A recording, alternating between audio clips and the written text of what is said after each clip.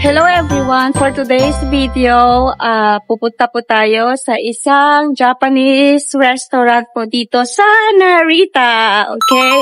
This is the Japanese restaurant here in Narita. Let's go!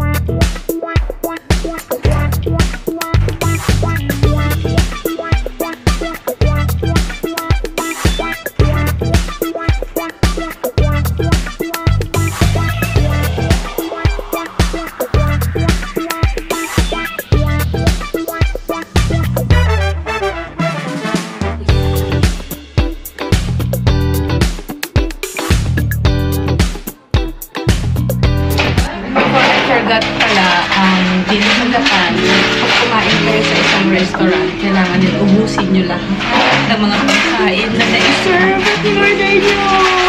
Kaya ako, inubus ko talaga lahat ngayon.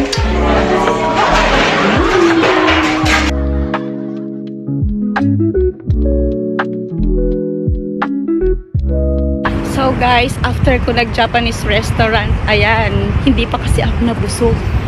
Kaya I want to eat some sushi. What? Dahil magkalapit lang ang Japanese restaurant at sushi, pupuntahan natin ngayon ang isang sushi na store. Ayan po siya.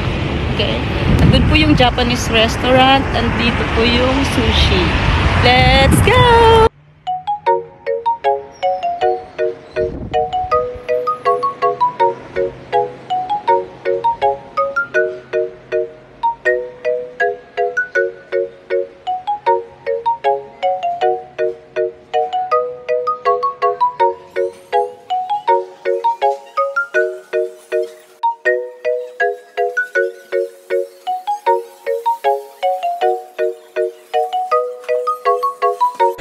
Actually guys, magte-take out lang po ako ng sushi dito, kaya inaantay ko na lang po yung order ko.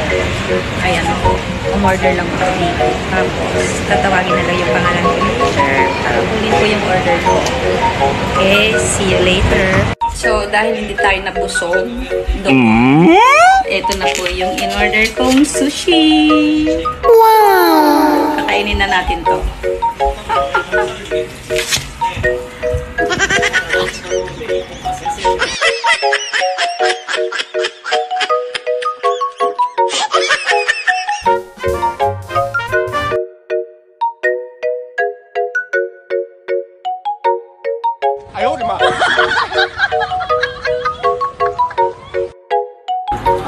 That's all for today's video. See you on my next vlog. Bye bye!